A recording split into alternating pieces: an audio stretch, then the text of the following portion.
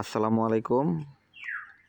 দেশ এবং দেশের বাইরে যে যেখান থেকে আমার এই ভিডিওটা দেখছেন সবাইকে আন্তরিক অভিনন্দন ও শুভেচ্ছা।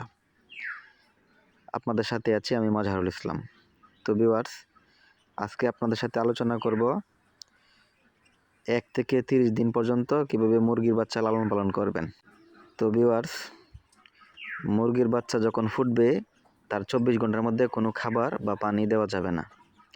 24 ঘন্টা পর পানির সাথে লেবু রস মিশ্রিত এবং চিনি মিশ্রিত পানি দিবেন। পরিমাপটা হচ্ছে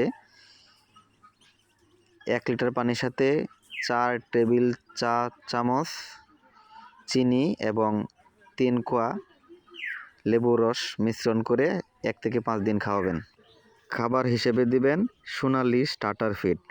স্টার্টার ফিড মানগত পুষ্টিসম্পন্ন, একটা মুরগির বাচ্চা বড় হওয়ার বা বৃদ্ধি হওয়ার সকল উপাদান দেওয়া থাকে স্টার্টার ফিডের মাধ্যমে।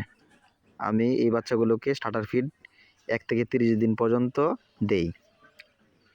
তো ভিউয়ার্স, গ্রামের অনেকেই কি করেন, বাচ্চা ফোটার সাথে সাথেই চাল বা খুদ দিয়ে থাকেন। চাল বা খুদ দিলে হয় কি, বাচ্চা হজম শক্তি কমে যায়, হজম করতে পারে না, বাচ্চা মারা যায়। মুরগির বাচ্চাকে সুস্থ রাখতে অবশ্যই মার সাথে আবদ্ধ অবস্থায় পালন করতে হবে। আমরা অনেকেই বাচ্চা ফোটার সাথে সাথে মুরগিকে ছেড়ে দেই। মুরগি তার খাবারের সন্ধানে বের হয়ে পড়ে, বাচ্চাকে ঠিকমতো তাপ দিতে পারে না, যার ফলে অনেক বাচ্চা পাখা জ্বলে মারা যায়। একমাত্র এই শীতে মুরগিকে আবদ্ধ অবস্থায় যদি রাখেন বাচ্চা সহ, তাহলেই পর্যাপ্ত পরিমাণ তাপ দিবে, বাচ্চাগুলো সুস্থ থাকবে।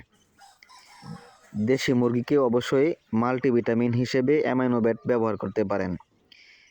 অ্যামাইনোভেট মুরগির বাচ্চা দ্রুত বৃদ্ধিতে সহায়তা করে। ভ্যাকসিন হিসেবে 5 তারিখ রানীক্ষেত ভ্যাকসিন, 12 তারিখ গাম্বুরু, আবার 18 তারিখ গাম্বুরু, 24 তারিখ রানীক্ষেত ভ্যাকসিন দিলে আপনার বাচ্চাগুলো মাশাআল্লাহ সুস্থ থাকবে। ধন্যবাদ সবাইকে।